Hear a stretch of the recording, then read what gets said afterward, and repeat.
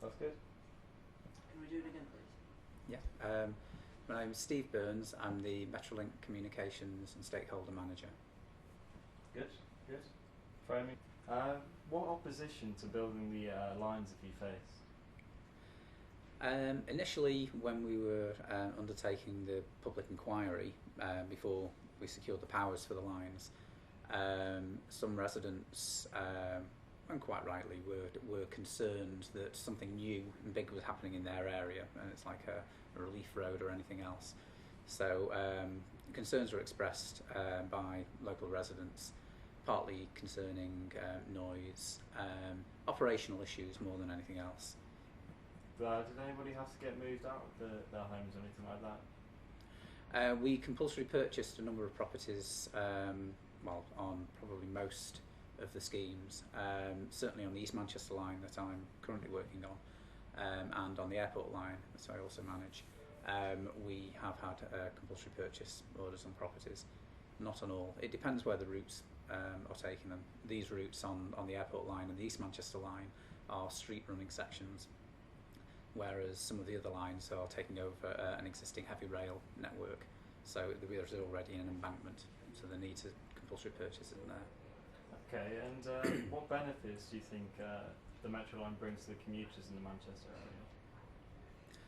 area? It provides them with a fast and a frequent service. You don't need a timetable for the service, apart from knowing which is the first and last trams. So if you miss one, you know that another tram's going to arrive in 6 minutes if it's during peak times, 12 minutes off peak. It's also a very clean service. It's safe. We've got CCTV cameras on the trams and on all the stops. There are emergency call points and information points, so communications is very good. You can talk on the tram to the driver if you need to. You can also, at the platform, you can talk to the main operations centre. So if there is a problem or if you feel threatened, you can press the button. Okay, and are those the same reasons that you think a passenger might choose the Metrolink over, say, a bus on the same route? Possibly.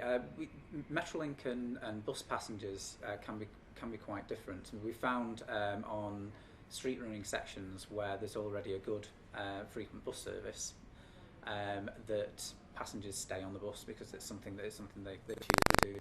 There's a slight modal shift from bus to light rail or to Metrolink, usually because it serves the area, it meets their needs. So because you've got a service that goes through the city centre and then off into the other districts, then that might actually suit them. Generally, Metrolink takes passenger or takes car users off the road. So the idea really is to reduce pollution and congestion.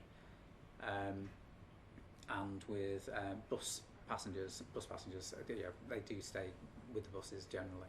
So do you think the advantages aren't just for the commuter but for the whole area? I think they are. I mean, we've also found that there are it's as far as Metrolink is concerned, accessibility-wise, buses are accessible. You can get pushchairs on, things like this. Metrolink has taken that step further because you've got ramped platforms, you've got tactile surfaces. There's braille on any of the buttons and information points, and there's also wheelchair access points. So that's opened up the service for disabled passengers. Also, there are quite a high number of concessionary passengers that travel after 9:30 in the morning, because they over 60s travel free. So I mean that's proved to be very popular. But also, it's opened up some of the town centres to other areas that people probably wouldn't have travelled to. So on the Bury and Altrincham line, when we first opened that, you had businesses in Altrincham and businesses in Bury that were concerned that it would take trade away rather than bring trade to the towns. But it's found that people will jump on a tram in Altrincham, get the through service all the way through to Bury and go for Bury markets and things like this. So it opens up some of the areas.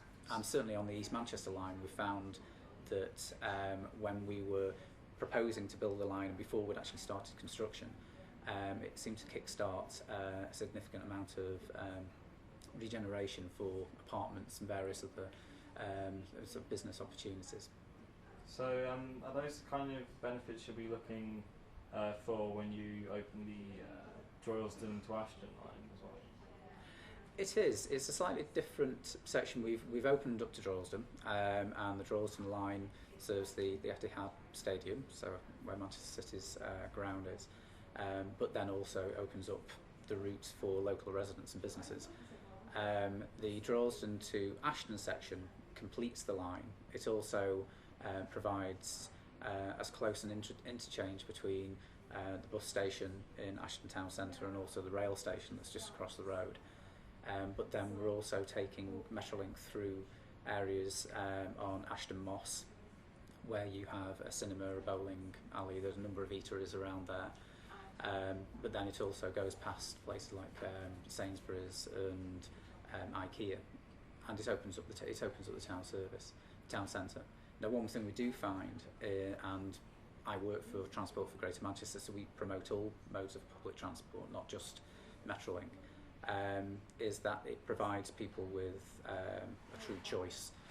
So people who want to continue to use the bus will carry on taking the bus. If you want to take the train's still there. You've got Metrolink as an alternative, and certainly an alternative to the car. But then, if the lines don't suit and if the lines don't take you to where you want to go, then you've still got the option of using the car. What kind of feedback have you received on these new lines? To be honest, we've received very, very positive feedback. As far as the local communities, and certainly the communities I've worked in, they have experienced the construction work, and it's over quite a lengthy period of time. So there has been disruption to the local road network. Also, because it's street running, the works themselves are taking place directly in front of people's properties, so in front of the front doors, in front of some of the local businesses. Over the last probably about 6 to 9 months, when the main track work was finished and the main heavy construction work was finished, and when they started resurfacing the roadways, because the roadways and the footways either side of the Metrolink line have all been replaced and they've got new crossing points and various things like this, people have started to see the benefits to the area, even if you decide not to travel by tram.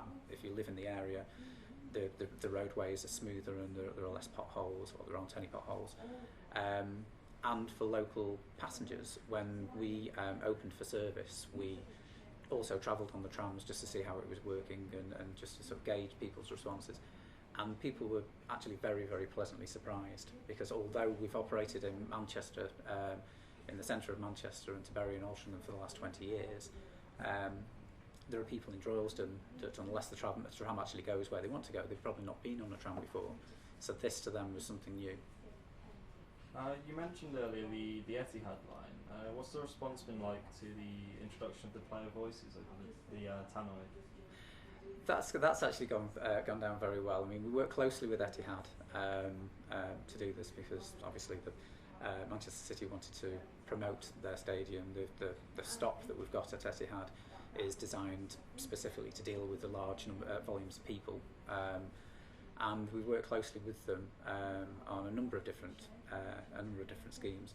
This one with the voiceovers has actually gone down very well. I mean, it's something that I suppose with some of the visiting fans, you might think that they might not be too keen, but I think it's been quite.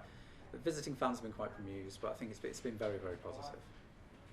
That's fantastic. I think it's everything that we need.